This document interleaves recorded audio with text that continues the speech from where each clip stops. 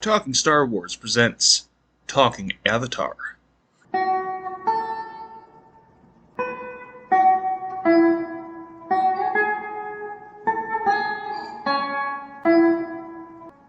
Hello, Star Wars and Avatar fans. I'm Connor, And I'm Alex. and today we're going to be taking a look at a specific angle of the Avatar Last Airbender universe. And this is a show that deals mostly with the spiritual realm and that of martial arts, fantasy, fighting. But today we're going to look more so at technology and how it is shaped and how it shapes the world around it. So, for new and old listeners, this is part of our ongoing series, taking a brief break from Star Wars to look at another multimedia franchise that shares a lot of the same storytelling quality and deep character work that Star Wars does in the world of Avatar The Last Airbender. We are launching 2024 here with the second half of our mini season on Avatar, and we will be back in the late winter, early spring with the next installment of Star Wars. But as Connor said, today we are in the Avatar universe, the world of the Avatar The Last Airbender and the Legend of Korra, and we want to look at how technology is portrayed in these settings, in this setting. And what's interesting is that we've made a lot of connections between Star Wars and Avatar. That's primarily why we're talking about Avatar The Last Airbender on our Star Wars podcast. But technology is where the worlds are quite different. Where in Star Wars there is a used future that the characters exist in, but the world around them has been sort of technologically advanced for what could be centuries or millennia. Avatar is certainly a world that is sort of in a feudal or just post-feudal society. We see we see a very static technological society, sort of in a medieval technical level, where most advanced forms of technology or things technology would do are handled by bending. Uh, sails on ships being filled by airbenders, ships themselves being moved by waterbenders. It is implied that the Fire Nation has used both firebending and their own rich natural resources to engage in a sort of industrial revolution leading up to launching the Hundred Years' War. And it seems like at the start, and really the crux of Avatar The Last Airbender, technology is associated with the enemy. It's the Fire Lord who has the technological blimps. They're the ones who are learning from even the hero's allies in order to manufacture weapons of war. It's interesting to see what we would normally note as a sign of advancement given to the straight up enemies of the at least first saga. Yeah, so it brings up some topics here. Is technology portrayed as an inherently good or evil thing? Is progress good or bad? And I would say that the series grapples with these questions in a deliberately. So we have the character of the Mechanist who appears in season one, who is a brilliant technological innovator, but also has less respect for the history of the past than Aang would prefer. Whereas Aang is caught up on the tradition of people who have been gone more than 100 years at this point and does not prioritize the needs of the people who are currently alive to survive. That's from the episode The Northern Air Temple in season one. Mm-hmm.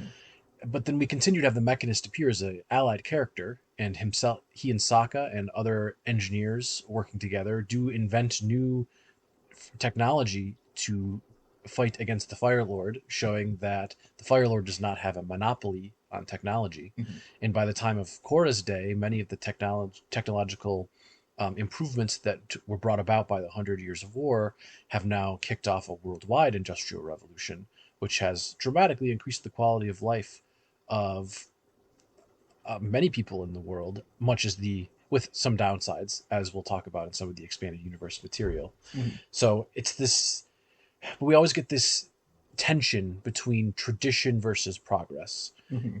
and between technology and nature, and can they coexist or can they not? And we really wouldn't have Sokka and the Mechanist and the other heroes come up to innovate and create these inventions on their own, unless it was to combat what the Fire Nation was bringing down their necks. And So, just based on some of the expanded universe material, the rapid advancement of technology is a new thing. The world of technology and infrastructure as seen in the days of Zato, Yang Chen, Kuruk, and Kiyoshi, are about the same. There are new systems of government, new economic policies, but there's not really an invention of any new metallurgy or the ability to make an engine. No talk of internal combustion engines, no talk of steam engines. That takes until the Hundred Years of War to really kick off. And Hmm. maybe under Avatar Roku's day, you see the first signs of this industrial revolution happening. So it's sort of been in this pseudo Egyptian medieval stasis where the nations are in balance, sort of almost this enforced stasis, maybe by the figure of the Avatar, maybe just by the geopolitical balance of the society, or maybe just the role that bending plays in filling the needs and quality of life that humans would normally struggle against and then use technology to overcome. And taking a look at how, with each nation that we have, each of the foreign, how they develop technologically. Well, it's easy to talk about the air nomads because there are no air nomads in the time of both Avatar and Korra. But by the time we get to Korra, we have them trying to sort of strive and relocate in classical, traditional areas that flourish and require airbending in order to operate. So they're probably the most isolated as far as technology goes, followed by the water tribes. Yeah, but I would say prior to their genocide at the hands of Sozin, the air nomads were likely the least concerned with technology. We even see they don't even use a lot of um, in the Yang Chen novels. We see they don't have running water, which is fairly common in both the Earth Kingdom and the Fire Nation at that point. You have monks and nuns hauling buckets of water and initiates buckets of water up steps as part of their daily chores. So there's not a lot of technology shown. It's a lot of emphasis on spirituality and bending, and there's this sense that more advanced technology might cause them to be more attached Mhm. to the world and to wealth when they mostly give such things up. Yeah, everything is structural. I would say that air, earth, and water, all of their structures tie in inherently to their bending. And, with fire, it's expressed more as how can they utilize fire to industrialize and create machines that run things for them. So instead of bending the waves around a boat, how can they create a steam engine that propels the boats for them so that they do not have to continually bend? Yeah, but I wouldn't say that the Fire Nation and Firebenders have a monopoly on progress. We see that once the Air Nation is reborn in the season 3 of Legend of Korra, especially by season 4, I mean, air nomads are not going around in orange robes and eschewing all personal possessions. They instead have an airship base in their wingsuits that they go around being kind of like a pseudo paramilitary aid organization, Yeah. which is an interesting approach for them to take, but as a way to reestablish themselves as a party on the world stage. Hmm. But it's definitely not a rejection of technology and change when you have, it's like, oh, hey, synthetic fibers exist. We can now have wingsuits. We can now, instead of each of us having to go on a flying bison and put bison in danger, let's use an airship. Hmm. Bison are still there and are still important, but not as necessary as they were before when the air nomads had a monopoly on air travel. And I think this shows that and comes back to sort of the philosophy of airbending, which is all about change, in that there was this horrible genocide that killed most of their people, and rather than trying to bring it back exactly as it was, Tenzin, the patriarch and then ruler of the Air Nation, has to come to terms with the fact that this must take on a new, changed form. And I take a look. Yeah, it's that adaptability. So for 100 plus years there were no air nomads, and part of their ability to modernize is because they're comprised of just people of the world, people who had just gained the ability to bend air. So yes, they're able to adapt very quickly to a modern world because they themselves were modern people living in it without the culture of bending air prior to them. I think we can see a little bit more modernization gradually develop in the Earth Kingdom, where we have kind of like Republic City is kind of a reflection of what Ba Sing Se could be if it had gone full industrial. Yeah, the Ba Sing Se we see in the time of Kyoshi, which is, more than 100 years before, 200 years before Aang, is the same Ba Sing Se that Aang lands in. The Dai Li are now more powerful. The Earth King is now a puppet. But we have earthbenders that handle moving the trains around. We have earthbenders who handle raising and lowering the wall. We have earthbenders who are the secret police. There is not, industry is handled by, very simple, like handcraft industry. We see no factories. We see no mass produced goods. So, which, hey, we don't have problems with like pollution and such that we see in the Fire Nation, but also we see tons of people in the Earth Kingdom living in fairly abject poverty. In contrast, and this, is because they're benefiting from colonial enterprise, there's not a lot of poverty we see in the Fire Nation during the period where Aang and the gang are journeying through the Fire Nation. It is a prosperous, resource-rich country, and while we do see the glitzy side with Zuko, we also see, fairly average Fire Nation villages, and aside from one that's down on its luck because of pollution, out of balance, which we're going to dig into that more in a minute, we don't really get the sense that there's a lot of poverty in the Fire Nation. And so this is why the show is very intentionally grappling with, does technology inherently mean stifling spirituality? The old air nomads would have said yes. The new air nomads or Air Nation would say no. And then we have, again, other signs in the Earth Kingdom. We have Umashu, which in the original series we see has a very robust and complex economic system with shipments and transportation around their metropolis being made via earthbending. And then we see the Fire Nation moving in and taking advantage of that existing infrastructure to make factories, and it's obviously portrayed as not great that they're repurposing the infrastructure of Amashu, but it's interesting to note that the Fire Nation notes that it is infrastructure worth repurposing for their war efforts. We don't see a lot of development in the Water Nation. The two tribes are fairly self-sufficient, separated, and isolated. There's not a lot of commerce from one nation to the next. So there is one work and two things that we can see about the North Pole versus South Pole. The South Pole is terribly impoverished by the war against the Fire Nation, and the North Pole even has been reduced to a shadow of what it once was.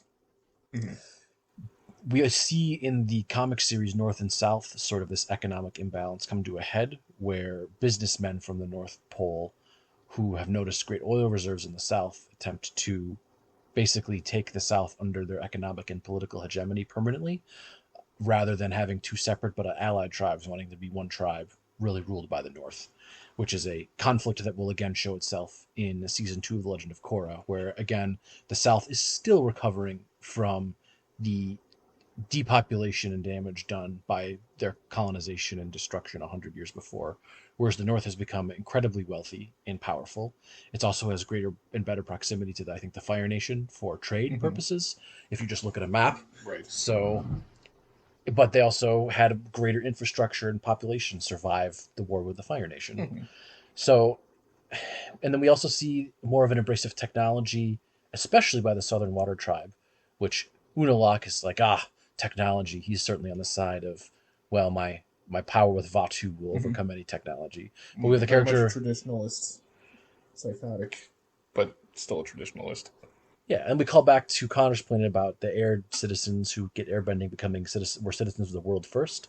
We see someone like Varric, who is a businessman of the world first and a citizen of the Southern Water Tribe second. He certainly dresses like a Southern Water Tribe person, and has some of the same cultural mores and favorite foods. But as far as his identity, he identifies far more as a capitalist than he does as a citizen of the Southern Water Tribe. So, taking a look at just the different scope of how different cultures shift as far as technological advancement goes, taking a look at everything as a whole, we have that sort of feudal society where the technology is just on sort of the forefront of industrialization. And then within a very short amount of time, that has spread pretty widely, so that we can kind of get to some different locales and just something within just a different world by the time we get to Korra's age, which is only 70 years after. Yeah, 70 years in the future. But Yeah. I think before we get to Korra's day, we really need to dig into the Fire Nation. Mm-hmm. We've talked about all the other nations, but really the nation that spearheads this industrial revolution and goes through it first is the Fire Nation. They invent steam engines. They have ships that don't rely on bending or the sea or waves. They can just cut right through. They steal the invention of airships and make a whole navy out of it. Mm-hmm. They have apparently advanced metallurgy techniques. They pioneer new forms of bending, such as combustion bending and lightning bending, though, as we learn later, those are both dangerous secret techniques, one handed down by the royal family, one invented by a psychopath. But to go on, we don't much, not like in the Air Nation, everyone was a bender. In the Fire Nation, it seems relatively few people are firebenders. This is portrayed as perhaps them being less spiritually in tune, Mm-hmm. but then due to that limitation, they then turn to technology to overcome them. And they are by far the most industrialized nation. And there's deliberate parallels to Nazi Germany and Mhm. imperialist Japan both in how the Fire Nation dresses and acts and conquers other nations. It's that I'm trying to put it in a Positive light, the genocide and war, but it's this passion for advancement, for uh, the subjugation of the world around them, this pride that drives them to come up with this technology, and it's technology not for the sake of benefiting the world, but it is for the sake of uh, putting one's desire into action. So let's get as many people, as many ships into our fleet against the rest of the world as possible to further our ends. Well, and Sozin certainly wanted, as we can see in his early conversation with Roku, he wanted to use the technology and resources and industrialization that his nation was undergoing to achieve greater prominence on the world stage. And I believe at first he really wanted more economic hegemony, but either because that went really badly in Yang Chen's day when nations tried to exert economic hegemony over each other, or because Roku was fairly rigid in his thinking, Roku shut that down immediately. The nations must remain as they are, separate. And Roku, to continue on with his philosophy, even when Aang asked him for advice on how to handle the nascent, growing United Republic, or what would become the United Republic, he's like, nope, got to separate those nations again. Go back to how things were. And because he sees his biggest mistake is not acting decisively enough. And Aang, Airbender that he is like, no, the world is changing, and Mhm. my role in the world, the Avatar, has to change with it. Korra continues to have to grapple with those changes the rest of her life, but Aang makes the intelligent decision to not to try to maintain a world order that has now vanished. Even if the 100 Years of War never happened, what would things have been different? If Roku had been more flexible, would things have been different? Roku sort of tried to take the middle path and it didn't work. But maybe the other path would have been worse. We don't know. Roku was dealing with the cards that he was dealt. But certainly it was an attempt to gain more influence, and it became a war of conquest. I think when Sozin killed the Avatar, he sort of committed himself to the path of genocide. Well, no. Sozin deliberately committed himself to the path of genocide. That was a series of choices he continued to make. Right. Until his dying days. But I'll liken sort of the world of Avatar and our world with that of the nuclear bomb. And I will say the giant drill is much akin to a nuclear bomb. Well, So, the nuclear bomb is going to be the spirit vines. We'll get to that later. But oh, sure. Yeah, that's definitely has more allegory towards, uh, actual radiation, but yeah, um, because this does take us to a topic that's near and dear to Connor's heart, which is the giant mechanical weapon. that's the point of this episode, folks. But before we get there, we have a giant drill, and we have a giant drill that is supposed to penetrate the mightiest city, the walls of the mightiest city in the Earth Kingdom, Ba Sing Se, and it nearly does. And once you invent a world that has a giant drill, you can't unmake the drill. You can't take away the nuclear bomb. So once you have something that has forward momentum, it's not too long from this, impetus of the giant drill that you get something like the Sato Mobile 70 years later. Another propelled vehicle that could be used for leisure just as easily as it's used for war.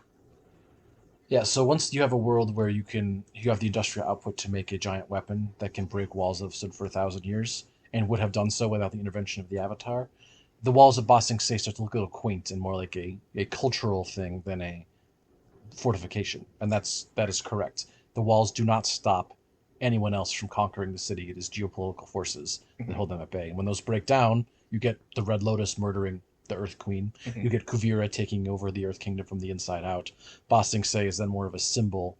It's like, it's when stone walls around cities and then when cannons were invented. Well, war and conflict has a way of accelerating the advance of technology, which Hmm. Avatar definitely grapples with. In fact, we see that happen in Korra as well, where again in the equalist bender versus non-bender conflict, we have the equalists invent many weapons intended to level the playing field of benders. There's the older chi blocking techniques, of course, which we learn in the Yang Chen novels were adapted from stolen air nomad techniques of blocking and unblocking chakras, but could be used by any bender or non-bender.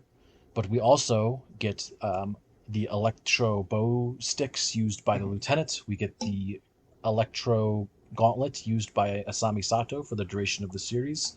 We have airplanes that can go toe to toe with the United Forces fleet, which relies on firebenders for its artillery. And so we have this world where we have your average person, your non-bender, who is able to utilize these weapons of war. It doesn't require a firebender to manipulate the lightning for the lightning gauntlet. It's all within the grasp of a non-bender. And this is kind of the world where uh, these characters live in as well. Even without the idea of war, we're living in a republic city, which would take anyone, the necessity of a train to get from one side to the next. Like, you have people who can drive just as quickly in their Cytomobile as someone could ski in their water bending mystique. So it's a great equalizer to have this technology where even someone who doesn't bend can sort of seek out the same sort of power that a bender can, just not without being born to it. And this is part of a greater and larger change in the setting. I'm comparing spoilers here for anyone who has not yet read the first of the Yang Chen novels, but in Yang Chen's time is when combustion bending is invented, and it is portrayed as the invention of a superweapon. It has a code name. It terrifies heads of state. Combustion bending, the ability to project enormously powerful firebenders to go undergo grueling training and then blow things up with their mind, is destabilizing. And Yang Chen's entire goal is to stop the proliferation of that knowledge. Like, we must limit the number of combustion benders. We must hide this knowledge. We cannot have 100 combustion benders running around. And even by the time of Korra's Day, we don't get that. We only see one, and she's a member of a dangerous radical anarchist sect. It turns out it's really, really hard to learn combustion bending, and you risk death by doing so. But lightning bending, which was originally limited to the royal family and just as protected, has now become common. Not everyone can lightning bend, but many firebenders can, and they can even use it as a day job. So Yeah, it's very subtle. I mean, it's used by Mako in his, like you said, his day job, just in his factory work. It's not something that is this ancient secret that made Azula so special in Avatar. yeah, and even Tarlok, when he is attempting to fight the Equalists, he's like, we have to shut down the chi bending schools, and we have to confiscate all of the Equalist weaponry. Korra, it's not explicitly stated, but eventually, by the time season 2 and 3 roll around, the understanding is that is out there. The world has Mhm. changed. There is not going to be a world where electro gauntlets and chi blocking and don't exist. There is not going to be a world where I can put that cat back in that bag. Mhm. Instead, I have to shape the world with the understanding that these forces now exist. Mhm. And that is what I think is an underrated theme that the core explores is Aang was trying to take a world and push the pieces back together after it had been broken. In Korra, the world is changing and growing, and she's trying to shepherd it along without it shaking itself to pieces. It's because as her role is changing, so is the world changing so rapidly. Like, we had a little taste of Industrial Revolution, and the Fire Nation nearly conquers the world. By the time of Korra's day, we have the social and political structures of the world have been radically changed Mhm. to the point where the Earth Kingdom falls to fascism. The Fire Nation is too afraid to get involved in conflicts and has gone isolationist. The Water Tribes are at odds again. The Air Nation is just in the place of being reborn, and there's other polities and countries that exist now outside the bounds of the traditional four nation structure. We have Republic City. We have the metal bend. We have Zaofu, the metal bending city state, and likely more that we don't hear about. The Foggy Swamp seems to not be allied with anyone in particular. That's not surprising. Yeah, that's not new. We Mhm. had a group that calling themselves the Fifth Nation that was present during Kiyoshi's day, but they were mostly portrayed as pirates and outlaws outside the bounds of existing treaties. So the whole thing was to bring them into the bounds of existing international treaties until they tried to kill the Avatar, and then that never goes well for anyone. So I would say that we go from this just like dawn of the Industrial Revolution within a feudal world. Fast forward 70 years, and now we're in this almost 1910s, 1920s era where Yeah, we have Gilded Age Mhm. into early Swinger period. Yeah, very much so where radio is the height of technology communication wise. Instead of, we're not quite at television yet, but we do have motion picture. So these are just kind of the mundane um, technology devices that are seen in the background. yeah. I mean, So, we get a scene of Tenzin meditating with his airbenders on a high mountain peak in a holy temple, and mhm, he steps into the next room to answer a radio call from Korra, right. and he sees no difficulty with that. Technology has its place. It does not replace his spirituality. It is simply a tool to be used. I think Varric is someone who comes on the side of technology can replace everything. Right. And Varric has a rude awakening when it turns out he also needs morality and the support and Mhm. affection of people around him. Yeah. So we're in this world where technology is much more regularly available. It's very close to what we had during, the early 20th century, and we do have our ancillary equipment used as weapons that's leaning more towards the fantastical, our sort of like stun batons or gauntlets and the like. But it culminates in a giant mech, which, I mean, the show itself has giant spiritual mech, or I'm sorry, they have giant spiritual kaiju, which even if you don't That's count, from two places. We yeah, have a season one finale of Avatar where it's mhm. the ocean spirit and Aang, and then we have Vachu and Korra getting in a super powered fist fight in the bay. I would even call the owl. Uh, Wan Shitan. I would call one. I would call the owl. I'm not going to try to butcher that and have it recorded for He who knows posterity. 10,000 things, Cos. Yes, and his foxes wolves are just fantastic. But he's a giant spirit, so we have other giant spirits, and that's been established. Um, to have a giant humanoid mech, I guess makes sense. Whenever I see a giant mech, I just think like, why not a giant airship or just a giant turret, a tank? Why does it have to have arms and legs? So that's the one thing I grapple with. I know Yeah. there's precedence. Connor has mixed feelings about Kuvira's giant mech. Yeah, there's precedent for giant humanoid things, but why does this giant mech need to be humanoid? What sort of purpose is that? What sort of obstacle does it need to face where it needs to grapple and wrestle like a human does, but just, tens of stories tall? Yeah, so leaving aside the aesthetic decision to put her giant super weapon in a mech, let's look at the in-universe meaning of Kuvira's mech. So this is Mhm. season 4. Kuvira has forced Varric to produce for her a super weapon that uses raw spirit energy to basically create enormous conventional explosives, like giant laser beams of destruction, converting raw spirit energy into real energy. It's portrayed as somewhat of a horrifying process. We'll get into some environmental impacts of technology in a second here. This is definitely playing on that same piece. This is a cat that we're trying to get back in the bag at this point. Mhm. There's like, okay, our cat is out. Like we've reached the scale. It's the same of like it's like nuclear non-proliferation. It's like okay, we can afford to have.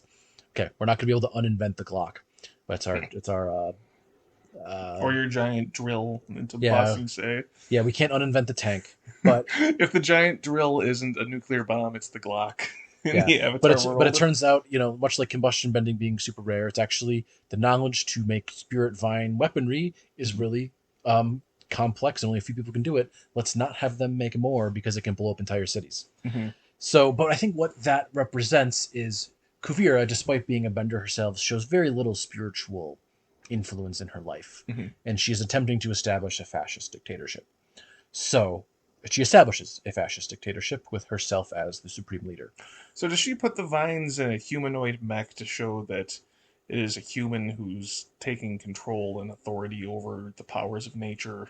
One, I think that's sort of the subtext going on Yeah, there, and I think it's gross. also she wants the city to surrender. Yeah. She's like, I don't want to put it in an airship because that's what the Fire Lord did, and I'm better than the Fire Lord. Hmm. Also, these giant humanoid people almost destroyed the city. I'm going to call back to when Vatu and Korra were fighting in the bay. Oh, and the giant statue of Aang. Look at me. I have the giant moving statue with the giant gun on its hand. There we Is it the go. most Yeah. practical thing? No, but it's what people are familiar with. I mean, the stories of Aang decimating the armies at the North Pole in Hmm. the form of a giant kaiju are probably proliferated. The attack of Old Iron on the Earth Kingdom Hmm. and Yang Chen's day has likely continued. So people are used to the idea of the giant humanoid force of destruction. So Kuvira is tapping into this deep existential dread in both Republic City and otherwise about it's not a spirit, it's under my control and has the same powers of a spirit. That's fair. And I can definitely see the visual appeal of having a giant mech controlled by Kuvira overcoming the giant statue of Aang that's been prominent throughout the whole series of Korra. I mean, the Uh, first thing Amon does is put his mask on Aang's yeah. face. So it's definitely a big symbol. But they could have at least brought back Korra as the giant kaiju in order to fight the giant mech. Just because, if you're going to have a giant humanoid mech, have it punch someone, something. The mech is a symbol, Connor. Ah, Mecha Godzilla is a symbol, but it can still punch someone. But what it represents is again this pinnacle of war technology, Mhm. where this is technology where it could be useful. Hey, it's a form of energy, um, and instead is being used for destructive purposes by unscrupulous military leaders. Mhm. From we see that throughout the series, from combustion bending and its invention to weaponization of bending in many ways. A lot of progress is made in times of war, Mhm. which is very realistic. I mean, planes are not Mhm. seen until Hiroshi Sato invents them to fight against the United Forces. And after that, we see planes become more common, to the fact that there's a comic that just shows sort of a solo expedition with, Boomy and his nephew Milo with some plane using, or some bandits who straight up have some planes now. So the cats are all out of the bag and they can't be put back in. But I think that then takes us Mhm. into how do you reconcile that world? Mhm. Because you're not going to be able to stop industrialization. And the series admits that. Like, you can try to ethically do so and you can try to limit the damage, and you should, but it's never saying like we must all beat our swords back into Mhm. plowshares and forget how to build factories. It's not going to happen. It's kind of like a comparison to bending itself, where uh, technology is a weapon, technology is a tool, bending is a tool, and it's a weapon. So it's all within who is wielding it, and that could be the individual, or it could be the greater power, the different empires who could be wielding it, the generals, the commanders of state. It's all within you know it exists in the world, like bending exists in the world. So technology is a tool that is reflected in whoever's utilizing it at the time. And we see this need to balance technology with tradition and respect for the environment, portrayed through interaction with spirits in several ways. We see the Fire Nation burn down and chop down a forest to use for the war effort, and then the spirit of Heibai, the forest spirit, comes Mhm. and starts wrecking nearby villages. We see the citizens of a Earth Kingdom town mining a rich iron deposit. Turns out to be the armor of old iron, an ancient spirit that made a pact with the Avatar. When they don't stop when the Avatar tells them to, old iron wakes up and attacks and has to be defeated. We see a river being polluted by a Fire Nation factory, and Katara take on the role of a local spirit to have to fight against the factory, and receives the thanks from that spirit when is able to mitigate the damage. So factories and industrialization themselves, like, no, like Mako is not like, man, my job at the lightning factory definitely is polluting the environment. But we see, oh, there's this war factory that's Mhm. taking advantage of the local population and polluting the river. That's bad. Mhm. So it's grappling with the how do you manage this dichotomy between technological advancement and maintaining an appropriate balance with the environment. And it's, I think specifically the comic The Rift tries to strike the and North and South tries to strike this balance of, I mean, yes, technological advancement and usage of natural resources is going to happen, but it should happen in a way that's harmonious as much as possible with nature, and otherwise, a spirit might come and wreck you.